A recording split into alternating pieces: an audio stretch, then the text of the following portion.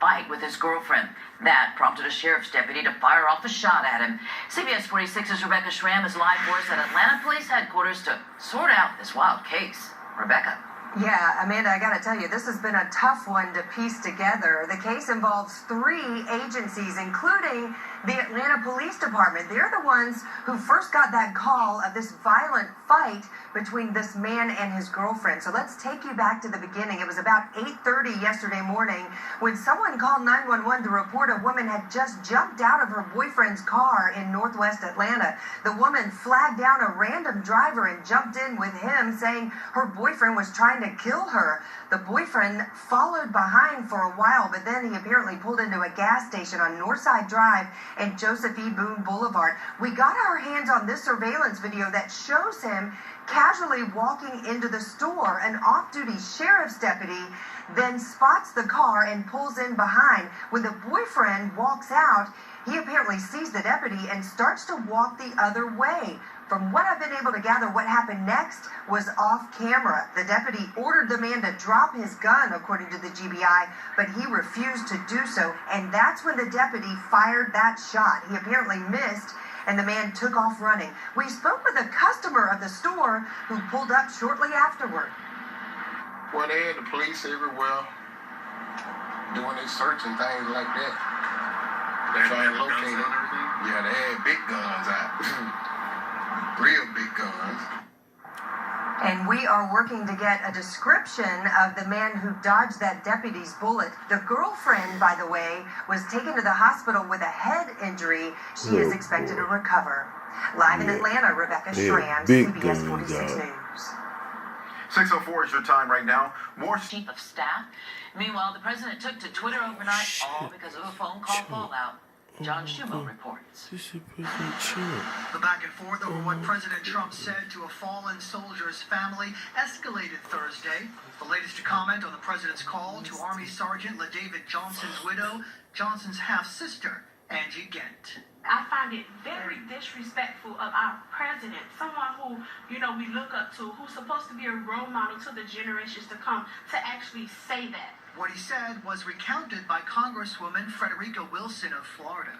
Earlier this week, she was in the car with Johnson's widow when the president called.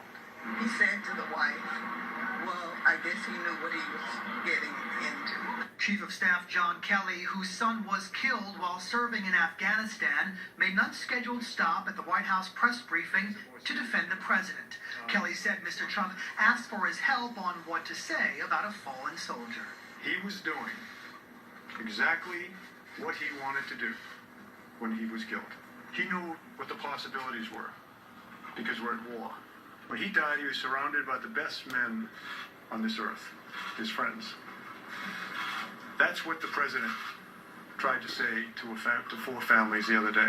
President Trump's latest response was via tweet. Overnight, he wrote the fake news is going crazy with wacky Congresswoman Wilson, who was secretly on a very personal call and gave a total lie on content. John Schumo, CBS News. new this morning for parents, something for you to think about. The time children spend on digital devices is getting longer. A new report found kids 8 years and younger now spend 48 minutes a day on mobile devices. Well, that's up from just 5 minutes a day back in 2011. Also new this morning, the curtain has fallen on elephants in New York. Governor Andrew Cuomo signed a law banning elephant performances at circuses, carnivals, and parades. Animal rights groups are hailing the move. Violators face up to a $1,000 fine per incident. Line shot, and it is caught, and the ball game is over, and the Los Angeles Dodgers have won the pennant. The Dodgers are headed to the World Series for the first time. And last year's defending World Series champion is out. First it was 1988, and now 2017. The LA Dodgers are making a World Series appearance after crushing the Cubs last night, 11-1. It was a late night game. It was Game 5. Well, now the Dodgers wait to play either Houston or the Yankees in Game 1 Tuesday at Dodger Stadium, so they get to stay home. And right here in Atlanta, break out your costumes. Boo at the Zoo returns this weekend.